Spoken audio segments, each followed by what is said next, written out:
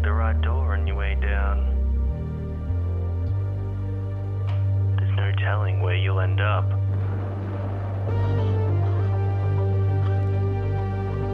Can you make it through?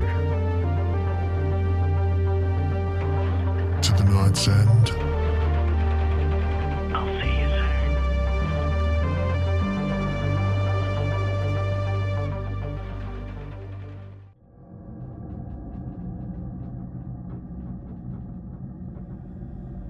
Well, that was a little different. That genie was one ugly being. I wouldn't want to come across him alone in a caveway. What is that? Sir?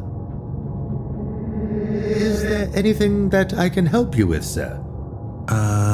Is this a friend of yours? No? Where are you from, kind sir? I'm the butler of this wonderful estate. I'm sorry, and you are... Just some visitors looking around. An elevator brought us here and then abandoned us. We're just looking for a way back home. Interesting. Well, seeing as you're here, can I offer you any refreshments? It seems like a century since the family were here to serve. It gets a little boring around here. I'm okay, thanks. Friend? Nothing for us, sir. A pity. Well, I'll leave you be. Look out for the others. There are some unsavory types around here. Good day. Others? Hang on. Ah, he's gone. Sounded pretty ominous, though. Anyway, let's head into this room.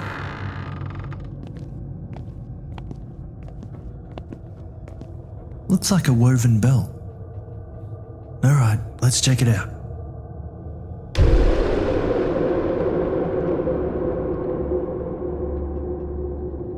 The Tale of the Ainu, written by Robyn O'Sullivan. Narrated by Jules.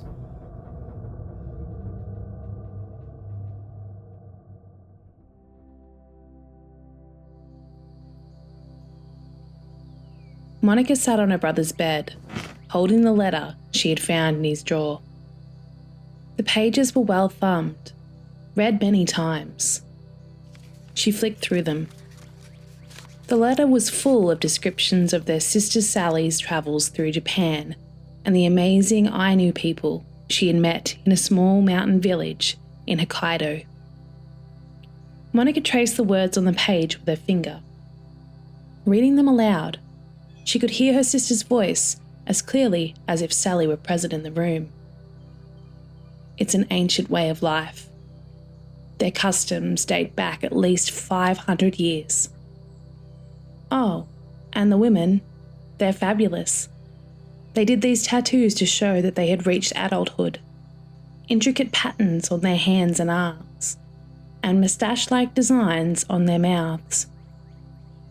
And they applique and embroider their clothes with beautiful patterns and motifs, each one particular to their own heritage and family line. I'm actually living with an Ainu family, recording their stories and traditions. I'm also trying to record some of their language. It was outlawed for ages and is in danger of being lost altogether. I could not possibly have imagined I would stumble across such a fascinating culture for my thesis. Their spiritual beliefs are spellbinding. They believe spirits called kamui inhabit all things, animals, plants, the elements, even objects like boats and pots. There are many gods, but one of the most important is Kim-un Kamui, the god of bears and the mountains. Sally's anthropology studies at university weren't especially interesting to Monica, who cared about the lost traditions of a pocket of people in a tiny region of Japan. But for their brother Jared, it was different. He had imagined himself with Sally every step of the way and seemed able to place himself in the tiny Ainu village alongside her. The day she and Jared had received this letter, Monica's first response had been to wonder why Sally had bothered writing 7 pages in longhand rather than just sending an email. Of course, Jared had ridiculed her, suggesting that Sally would not have access to the internet in a mountain village. Jared often accused Monica of not being able to project herself beyond her own worldview. A knock on the front door broke into her thoughts. Through the window, she could see a shiny black sedan parked in the driveway. It stood out against the cream brick veneer and grey-painted California bungalows in the street. She put the letter back in the drawer, took a deep breath, and stood up. Time to go, she thought, smoothing down the pleats of her black skirt. It was dark inside the car, warm and dark like a cocoon. Monica didn't want to ever get out. She wanted to stay there, alone, safe from people expressing sympathy and offering condolences. Tears blurred her vision. She rummaged in her bag for a pack of tissues as the driver opened the door. Mourners stood around the open grave, over which was poised Jared's coffin. As she stepped out of the car, her cousin Sharon walked towards her, hand extended. Monica held out her arms, glimpsing the loving care in Sharon's eyes as they hugged each other together. They made their way across the grass to the graveside. Beside the coffin stood a table covered by a St Kilda football scarf and decked out with a framed photo of Jared. Dozens of native flowers and a few mementos of his life. His mandolin and camera, his battered sketchbox, the watch that had belonged to his father. Several chairs were dotted around the grave for those too old or too sad to stand. Monica walked to a chair at the head of the grave and sat down. Rather like presiding over Christmas dinner, she thought, with the family ranged around the table. As the funeral services ran its course, Monica focused on the photograph of her brother. Memories flooded her. Jared jamming in the garage, practicing with his bandmates, organising family treks through the bush to photograph native plants, dragging her to football games and yelling until he was hoarse. Easygoing and quick to laughter. Jared had been known as a colourful character within the family. But he'd changed. Had been depressed ever since they'd got the news about Sally. This grief was different from when their parents had died. It was the uncertainty about what really happened to their sister that had affected Jared so badly. And he had mourned for her in a desperate way. Monica could accept the unresolved puzzle of how Sally died, but she would never be able to fathom what happened to Jared. His death was baffling, even to the doctors. The autopsy had failed to reveal anything definitive. No apparent cause of death. Had he willed himself to die? Was that even possible? The sound of the coffin starting to descend brought Monica's attention back to her surroundings. People began to file past, taking flowers from the table and dropping them into the grave. Then Sharon was standing beside her.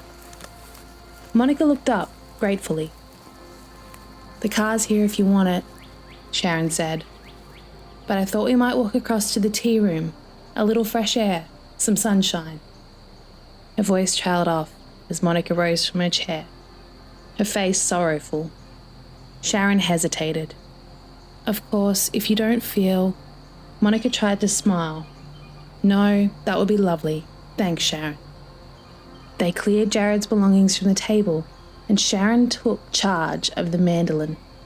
As Monica wrapped the other mementos in the St Kilda scarf, together they walked towards the tea room, away from the coffin, unheeded at the bottom of a hole in the ground. "It was a beautiful service," said Sharon.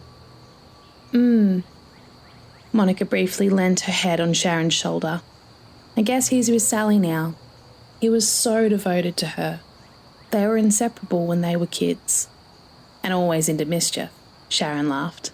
remembering the time I was staying with you for the school holidays and they cleaned the fireplace with a duster. Soot and ash went everywhere, and we had to clean it up. Monica clenched her jaw. I was always cleaning up their messes. Sharon looked at Monica. Jared was devoted to you too, you know. Do you think so? I'm not sure about that. Though I was feeling much closer to him since Sally. Monica fell silent for a while. The truth is, I never felt close to Sally. Too much competition between us. Oh, that's normal. There was plenty of sibling rivalry in my family too. It wasn't just sibling rivalry, said Monica. Sally always needed to shine. She was envious of everyone's achievements or good luck. God, I was glad when she went to Japan. After Mum and Dad died, I felt like the odd one out. With Sally gone, I had Jared to myself. Sharon was watching her, eyes wide. I've shocked her, Monica thought. Try to focus on the good times. Monica sighed heavily. Sharon's eyes glistened with tears.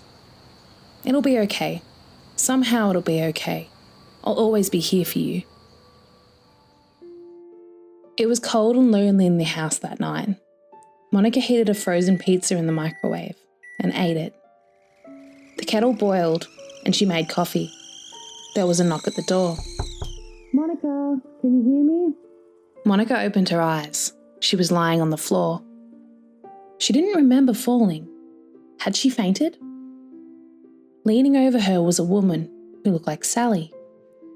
The woman had a line of black dots that curved around her mouth, just above her upper lip.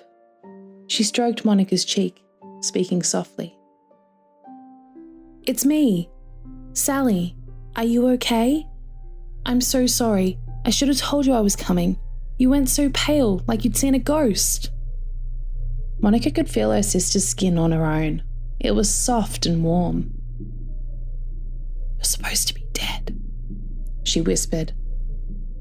What? What do you mean dead?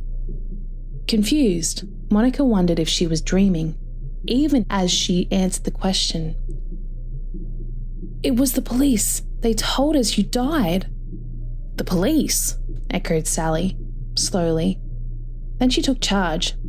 You're shivering. Let's get you off the floor. She helped Monica into the lounge room and settled her on the sofa, tucking a mohair blanket around her. Now you get warm and cozy while I get you a whiskey. Then you can tell me what happened. As they sipped fiery liquid, Monica explained how the police had delivered a letter from the Department of Foreign Affairs. She'd been working at the restaurant that evening, so Jared was home alone when he got the news that Sally had died in a house fire in a mountain village in Hokkaido. The authorities had not been able to identify any remains, but her ID bracelet was found in the ashes. Several villagers were able to confirm that Sally had gone into the house, yet no one had seen her come out. Sally looked stunned. There was a fire, but I left the village while the house was still burning. I didn't say goodbye. The situation was chaotic. It didn't seem right to draw attention to myself. Monica shook her head. That doesn't sound like the Sally I know, the family show-off always wanting to be noticed. Sally's eyes narrowed. She did not answer. Monica searched her sister's face. Seems like these people have had an effect on you. She reached out to trace the lines of dots curving around Sally's lip. What's this? She asked. Fuchi did it for me. Who? Fuchi. It means grandmother. She was an elder in the village. She had this traditional mouth tattoo. You know, I read there were no tattooed women left. The last one had died in 1998. Can you imagine how excited I was when I saw her? She told me that the Ainu women had a mouth tattoo to protect against evil spirits. They believed the spirits of sickness and misfortune get into your body through your mouth. Her tattoo obviously worked. She was over 100 years old. Sally touched her lips thoughtfully. But then she died, and that's why it's only the beginning of a mouth tattoo. Hang on, did she die in the fire? No, of course not. I don't know why she died. Probably from old age, don't you think? Her relatives didn't seem surprised. Everyone from the village came to the funeral, and they all wore those special embroidered clothes. They said prayers to the fire deity to ensure her safe journey to the other world. After she was buried, they burned her home. What? Monica flinched. Her home was burned as part of the funeral? Yes, it's an old custom. Mind you, it was an old home and not very big. No, you don't understand. House fire at a funeral? That's exactly what Jared was told about how you died. Sally shrugged. I don't know what to say. I'm so sorry for what you and Jared have been through. Sally put her arms around her sister. Monica braced herself. Sally, there's something I have to tell you. Jared died. His funeral was today. What? How? Tears rolled down Monica's cheeks. Nobody knows why. He just seemed to fade away. All the light went out of him. No more singing, no more trekking through the bush sketching native flowers. He just died. Sally sagged against the sofa and closed her eyes. Monica did too. That night, the two sisters lay in their brother's bed. A cold westerly wind was blowing, and the plane tree outside Jared's room seemed to murmur his name as its branches scratched across the window pane. Monica shivered and pulled the duvet over her shoulder. That wind makes me feel nervous, she said. Don't be a scaredy cat, Sally said, matter-of-factly. Tell me about Jared's funeral. Sharon helped me to organise everything. Sharon? You know, Dad's niece. She's about my age. Oh, the one who used to come and stay. Yes, she was wonderful. She spoke about Jared, about all of us when we were kids. Monica blew her nose. You know, Jared felt totally connected to you, like he was doing everything with you. You two always had a strong bond, even when you were babies. Yeah, well, we're only 13 months apart. God, how did Mum do that? With my help, of course, thought Monica. I was only 6 when Jared was born, but Mum made me feel responsible. Then again, I like being needed. Maybe Mum knew that. She was exhausted, Monica said, her voice flat. All the time. The Ainu people think evil spirits are responsible for ailments. Offering delights to the gods brings about healing, Sally said. Mum wasn't ailing, just tired and under stress. Like this house. What are you talking about? Sally sat up and tilted her head. Listen. The wind was gusting and the floorboards creaked as the house rocked a little on its stumps. Rain began to fall, drumming on the tin roof and splashing against the window pane. Sally got out of bed, switched off the light, and drew the curtains back from the window. Nearby, a dog yelped and growled as lightning flashed a jagged light across the sky. Sally counted the seconds until the thunder rolled. 29, roughly 10 minutes till the storm hits. I don't like storms, Monica said. Close the curtain and come talk to me. Sally sat at the edge of the bed. There was an old Ainu man, Isanash. His name means great hunter. I spoke to him quite often. He was some kind of sage. The first time I met him, he looked into my eyes, and it was like he could see right into my soul. He told me this story. Long ago, there was a god who had 3 children with an earthly woman. The children were born with intertwined spirits. In each child, the bond was manifested in a human trait. For the youngest, the trait was blind devotion. For the middle child, it was jealousy. And for the oldest, it was responsibility. Monica felt a chill pass through her and goosebumps rose on her arms. She held her breath. Sally went on. Wherever they went, this bond held them together until the middle child died and went to the other world. This child couldn't bear being apart from their siblings. The spirit returned to claim its own. How? Did the spirit enter them through their mouths? No. The middle child actually returned to the land of the living and took the spirits of the two siblings back to the other world. Monica's face drained of blood. Her stomach churned. That's terrifying, she said. Not when the old man told it. I liked the story. He told me a lovely poem too. Something about the owl god. Sally tapped her forehead. I can only remember a bit of it. Fall, fall, silver drops all around. Fall, fall, golden drops all around. It sounds protective, don't you think? Monica's voice dropped to a whisper. I wish Jared was with us. Maybe he is. Maybe he's here, but we can't see him. I'd like to think he knows you're here. Remember that woven belt you sent? Jared loved it. He even wore it sometimes. He said it made him feel close to you. Monica stiffened. What was that? It sounded like a bin falling over. Monica lay still. The wind was howling around the house, but she couldn't hear rain anymore. It must have stopped. I hope it's blown the storm away from us, she thought, trying to ignore the scary weather. She conjured a memory of her brother wearing the woven belt. Sally's voice broke into her thoughts. Fucci gave me that belt. It's called a girdle. Actually, Upsorkat in Ainu. It's a symbol of a woman's soul strength.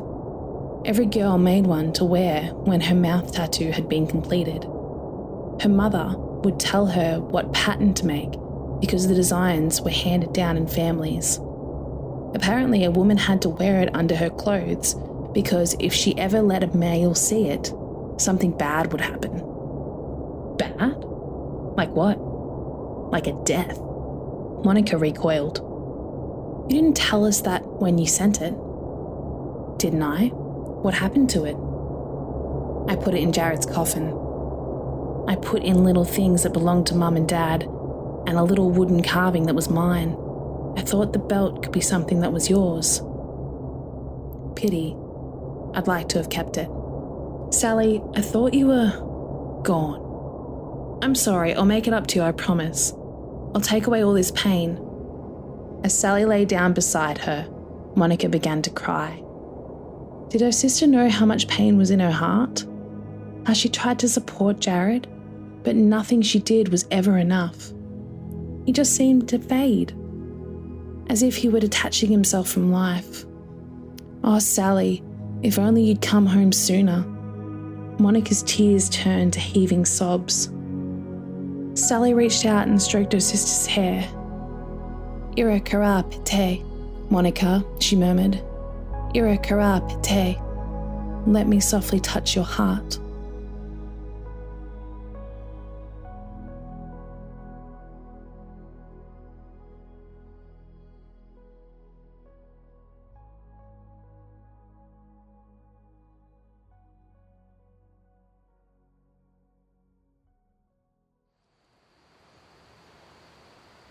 It was dark inside the car, warm and dark like a cocoon. Sharon blinked in the bright sunlight as the driver opened the door.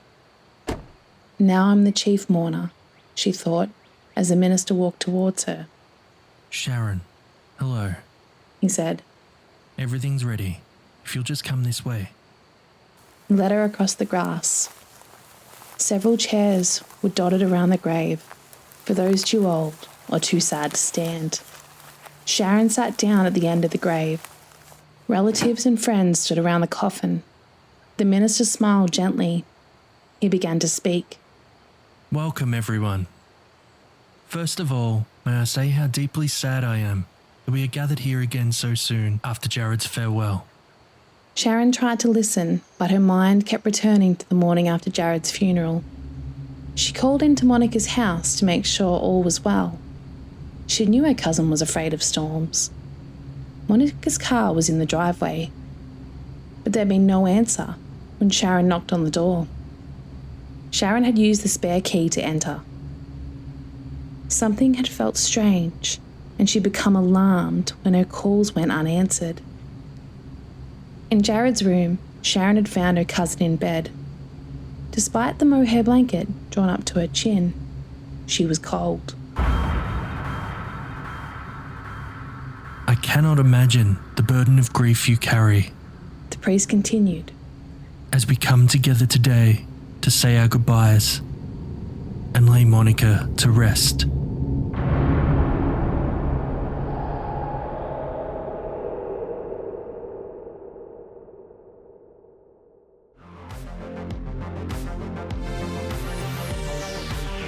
You've been listening to the Night's End podcast, which is a production of Dissonance Media.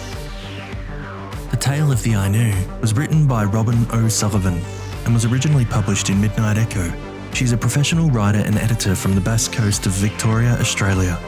The published works include a novella, Topsy Turvy, and short story collections Getting a Life and Everything's Alright, all released by the award-winning Ginningderra Press.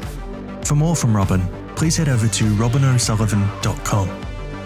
This episode was narrated by Jules, the host from the J Experiment podcast, which hosts a collection of intriguing, unexplainable and creepy tales, all told by Jules. To check it out, head over to thejexperiment.podbean.com or search for it wherever you get your podcasts. Jimmy Horrors was performed by James Barnett. The Butler was performed by Xander from the Xander and Stone podcast. This episode was produced and edited by James Barnett. Do you have a script that is a self-contained story that would work well as a standalone audio drama episode? The Night's End team are looking for engaging and scary scripts. Please submit to the editor at nightsendpodcast.com or head over to www.nightsendpodcast.com for more details. And as always, stay horrific, everyone.